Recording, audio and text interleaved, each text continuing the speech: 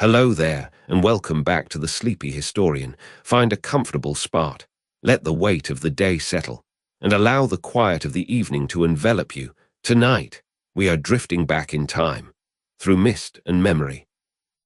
To the ancient lands of the Celts, did you know that there is a persistent legend, a charming tradition, that suggests in ancient Celtic societies, women held the right to propose marriage, but only on one special day, every 4 years. It's a romantic notion, one that has captured imaginations for centuries, but as we close our eyes and journey into the past, we might find that the truth is far more complex, and perhaps even more empowering. So take a slow, deep breath. And if you find our little corner of the internet a comforting place, perhaps consider subscribing as we begin our story. The question we are exploring tonight is a simple one on the surface. Did Celtic women propose marriage? To answer it, we must first untangle the very idea of who the Celts were. The term itself is a broad brushstroke, painted by Greek and Roman writers over a vast and diverse tapestry of peoples. From the Hallstatt culture of Central Europe to the Latin art that spread across the continent, the people we call Celts were not a single, unified empire.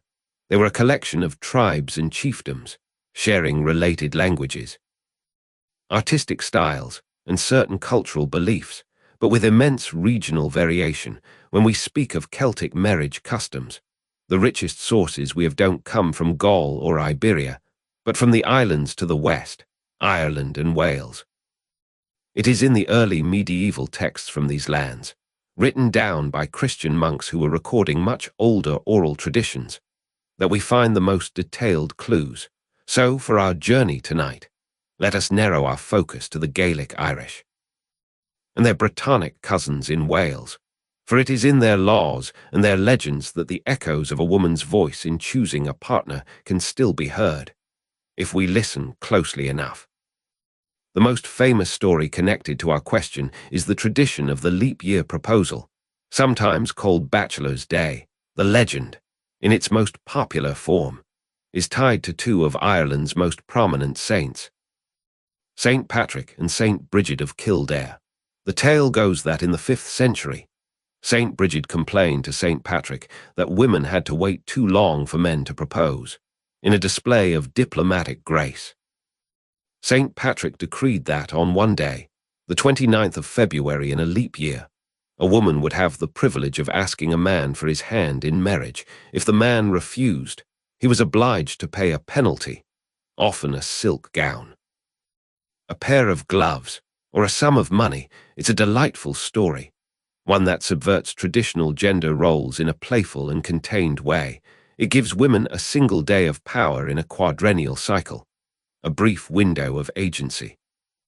This tradition has been cited for centuries as proof of an ancient, pre-Christian Celtic custom, a remnant of a more egalitarian past that was sanitized and absorbed into a Christian framework.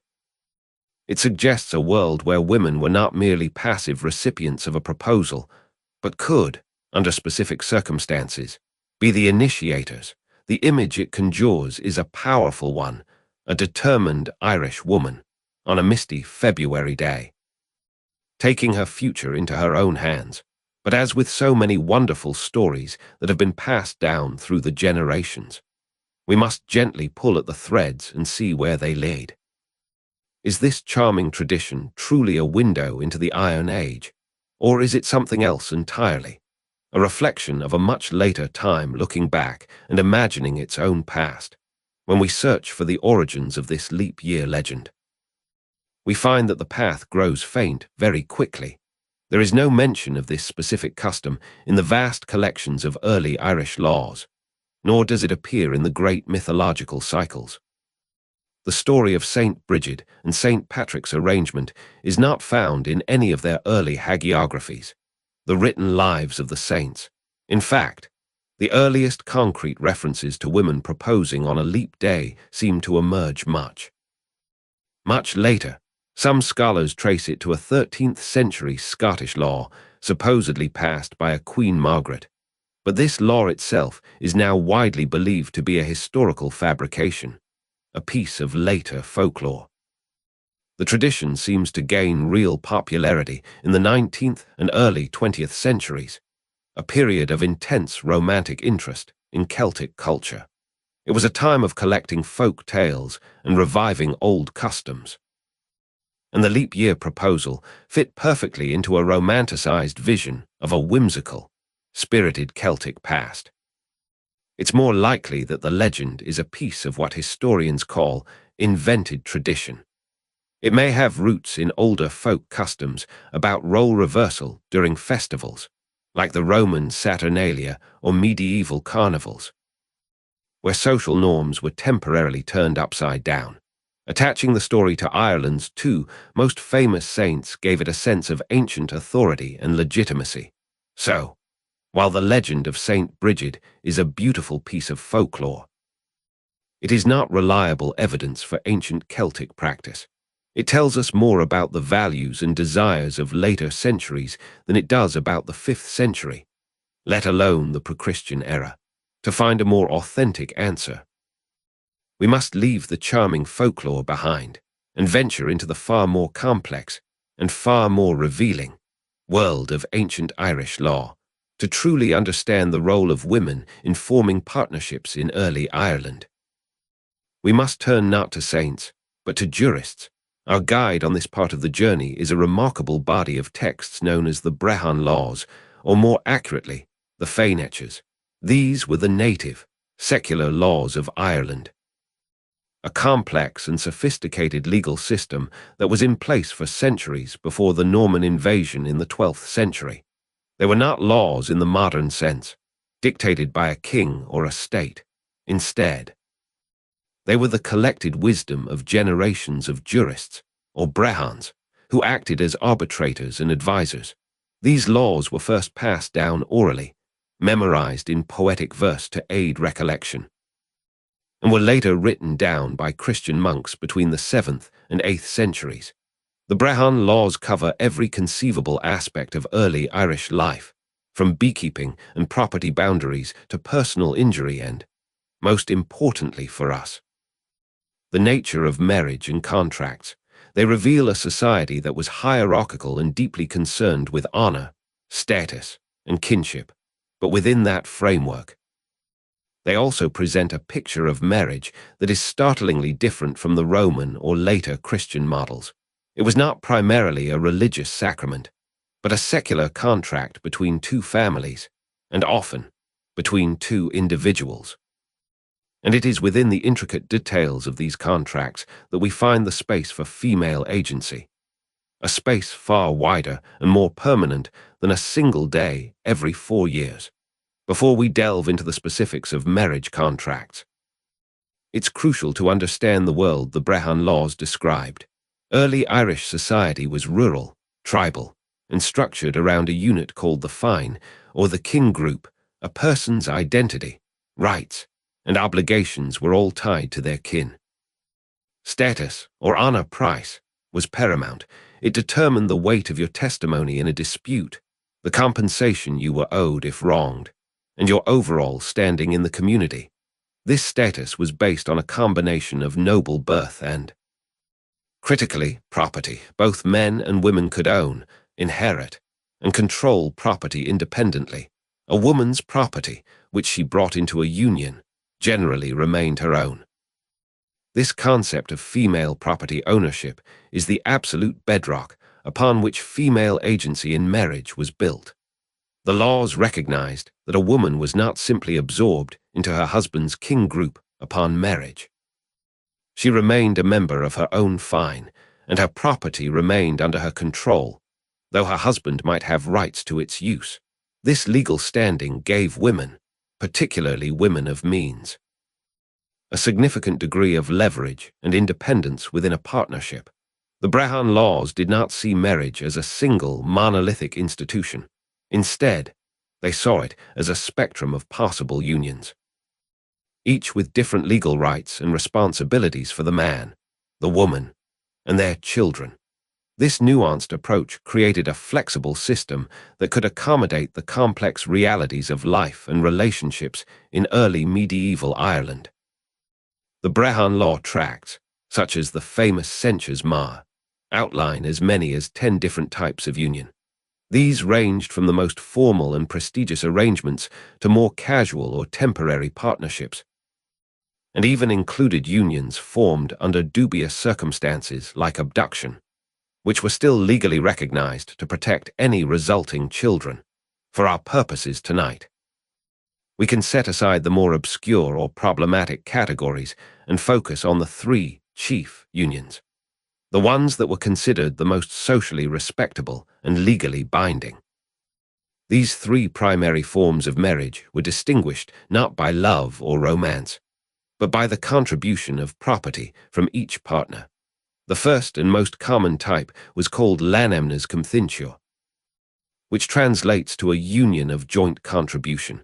In this arrangement, both the man and the woman brought a similar amount of property, such as land or cattle, to the marriage. They became partners in a joint enterprise, and both had a say in how their shared assets were managed.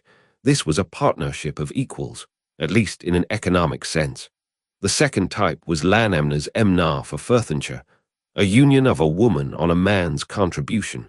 In this case, the woman brought little or no property, and the man was the primary provider. As you might expect, in this type of union, the man held more legal authority. The woman's status was largely dependent on his, and her power within the household was diminished. This form is perhaps closest to the patriarchal model we might typically associate with the past, but it is the third chief type of union that directly addresses our question tonight. And it is here that the world of the Brehon Laws truly opens up.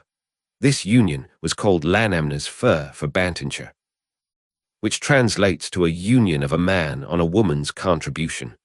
This was a marriage where the woman was the one with the significant property, and the man brought little or nothing to the partnership. In this scenario, the legal authority was flipped. The woman was the head of the household. The law tracts are quite clear on this. The man in such a union was sometimes referred to as a fur fola, a man of subservience. The woman, because she was the primary contributor of property, retained control over her assets and the management of the household. It was she who held the dominant legal and economic power in the relationship. Now, the laws do not explicitly use the word propose. The concept of a romantic, on-one-knee proposal is a much later invention, but the very existence of this legal category implies that a woman of property could, and did, initiate a union. She could seek out a partner who would join her household, a man who might bring skills, protection, or companionship, but not necessarily wealth. She was the one with the power to form the contract, to set the terms. This wasn't a once every 4 years exception. It was a legally recognized, socially accepted form of marriage available to any woman with sufficient means, at any time. This legal framework of the lanamnas fur for Bantonshire tells us something profound about the values of the society that created it. It shows that economic power and legal authority were not seen as exclusively male domains. Agency was directly linked to property, regardless of gender. A woman who inherited land or cattle from her family was not expected to simply hand it over to a husband. She could leverage that wealth to create a partnership on her own terms. The law protected her right to do so. This implies a process of negotiation. A wealthy woman seeking a partner would not have been a passive participant. She, or her family acting on her behalf, would have been actively involved in the discussions and the drawing up of the contract. She could choose a man based on her own criteria, and he would have to agree to the terms of living in a household where she was the legal head. This is a far cry from a system where women are simply exchanged between fathers and husbands. It suggests a world where a woman's consent, her active participation, was a necessary component of forming a legitimate union. It was a pragmatic system rooted in the realities of managing land and livestock, but within that pragmatism, it enshrined a remarkable degree of female autonomy. an autonomy that would slowly be eroded by other legal and religious systems in the centuries to come. Beyond the formal structures of the three chief marriages, the Brehon Laws also recognized more fluid and temporary arrangements, which further highlight the agency individuals had in their personal lives. One of the most fascinating concepts was the idea of a trial marriage, or a temporary union. A couple could agree to live together for a specific period, often a year and a day, to see if the partnership was viable. At the end of that period, they could choose to formalize the union into one of the more permanent types, or they could simply part ways, without stigma or penalty, provided they divided any jointly acquired property fairly. This practice allowed both men and women to test their compatibility before committing to a long-term contract. It acknowledges the simple human reality that not all partnerships work out, and provides a practical, no-fault mechanism for dissolution. This stands in stark contrast to the later Christian ideal of an indissoluble, lifelong marriage. The existence of trial unions suggests that personal choice and mutual satisfaction were considered important elements of a successful partnership. A woman was not trapped in an unhappy or unworkable situation.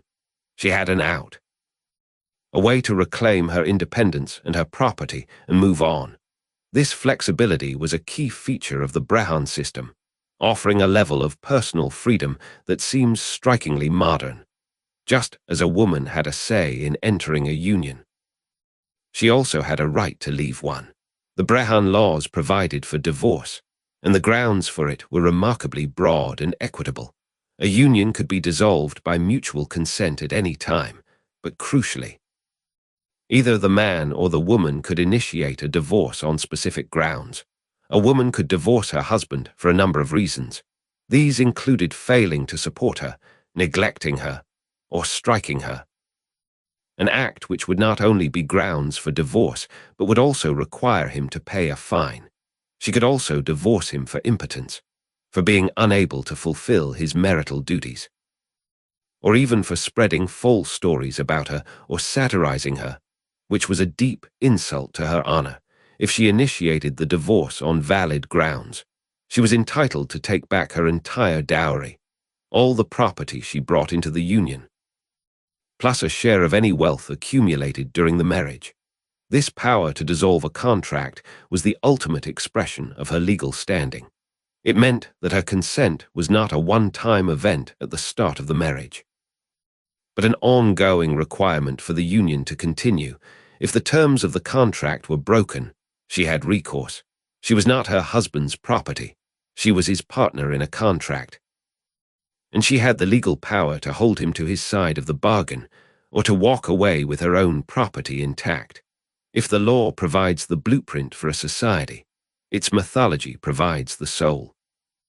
And when we turn from the dry legal tracts to the vibrant, epic tales of early Ireland, we see the principles of female agency brought to life in unforgettable characters.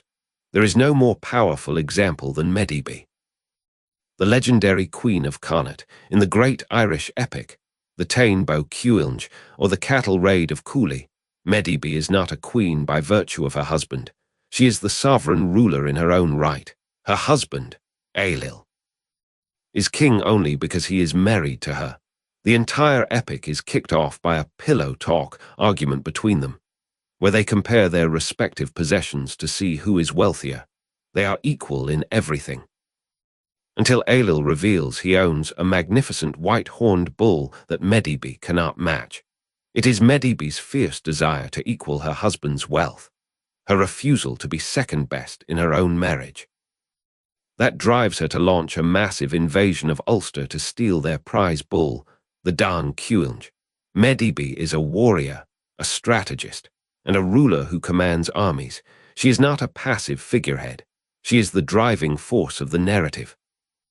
A woman of immense power, ambition, and autonomy, her character, while mythological, reflects a cultural understanding that a woman could be a ruler, a property owner, and the dominant partner in a relationship. Medb's attitude towards marriage is explicitly stated in the stories. She chose her own husbands, and she had several. She famously declared that she required a husband who was without fear, without meanness, and without jealousy. This last quality was particularly important, as she was not shy about taking other lovers. She saw her husbands as partners who had to meet her standards, not the other way around. When she chose Ailill, it was because he met these criteria. He was a good match for her, a man who would not try to control her or be threatened by her power. The story of Medb is not a historical account. Of course, it is a foundational myth, but the myths a culture tells reveal its values, its anxieties, and its possibilities. The fact that the ancient Irish storytellers could conceive of a character like Medb and place her at the very center of their national epic is profoundly significant. It demonstrates that the idea of a woman wielding supreme political and military power and choosing her male consorts based on her own needs and desires was not an alien concept. It was a possibility that existed within their cultural imagination, an idea likely rooted in the legal realities we've already explored, where a woman of high status and great property, a real-life Bancha Marba or female heir, could indeed hold immense power. This theme of the powerful woman who chooses her own path is not confined to Ireland. We find echoes of it in the mythology of neighbouring Wales, in the Mabinogion, the great collection of Welsh prose tales. We meet the character of Rhiannon. She first appears as a mysterious, otherworldly woman, riding a magical white horse that no one can catch. The prince, Pewill, is captivated by her and pursues her for days. When he finally despairs and calls out for her to stop, she does, and gently chides him for not simply asking her sooner. She then reveals that she has come specifically for him, having rejected a suitor her family had chosen for her. She has taken her destiny into her own hands, sought out the man she desires, and initiated their meeting. Rhiannon is not a passive princess waiting to be rescued or won. She is a decisive, intelligent, and powerful figure who orchestrates the events that lead to her own marriage.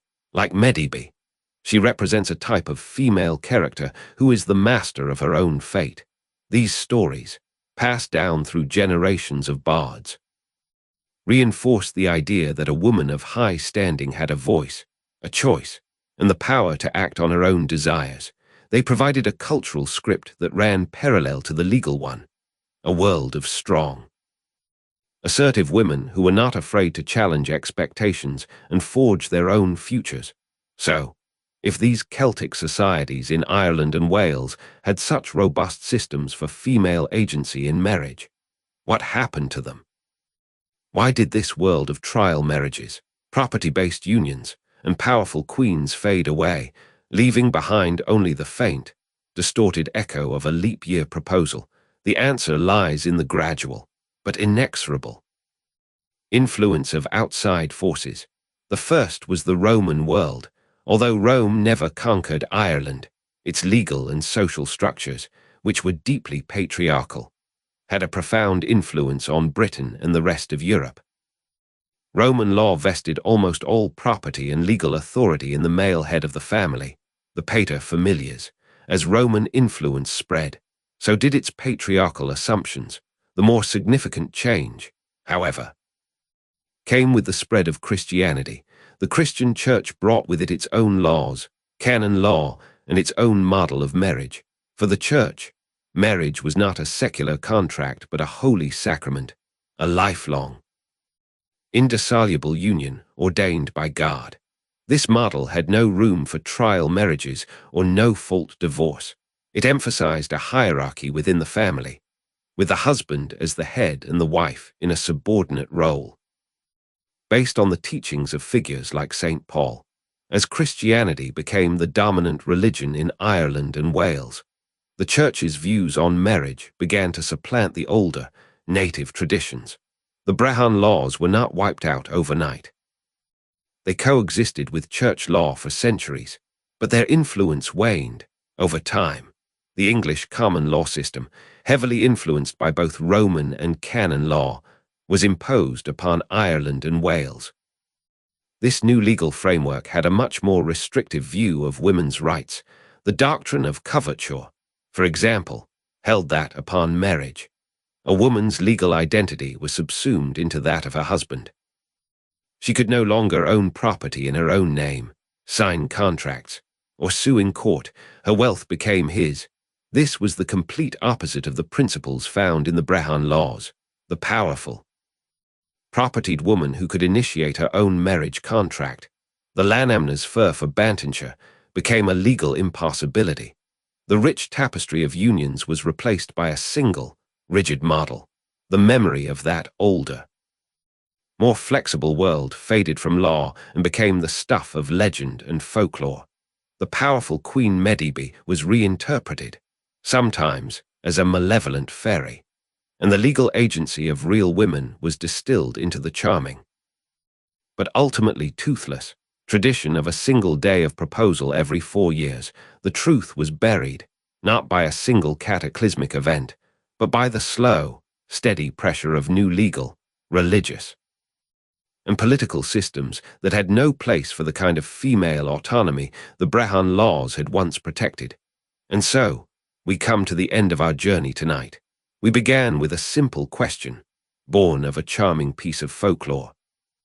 Did Celtic women propose marriage? The answer, like history itself, is not a simple yes or no. The romantic, on-one-knee proposal is a modern invention. So in that sense, no. But did women in early Irish and Welsh society have the legal right, the social standing, and the personal agency to initiate, negotiate, and control their own marital unions? The evidence from the Brehon Laws and the echoes in mythology suggest a resounding yes. For women of property, the law did not just allow them to be a partner in a contract, it allowed them to be the senior partner, the one who set the terms. They had the power to choose, the power to negotiate, and the power to leave. This reality is so much richer and more profound than the simple legend of the leap year. It reveals a society that, for a time, found a way to link power not just to gender, but to substance, and in doing so, left a space for women's voices to be heard in the most important contracts of their lives. I hope this story has given you something peaceful to ponder. As you drift off to sleep, may your dreams be filled with forgotten laws and the whispers of powerful queens. Until next time, sleep well.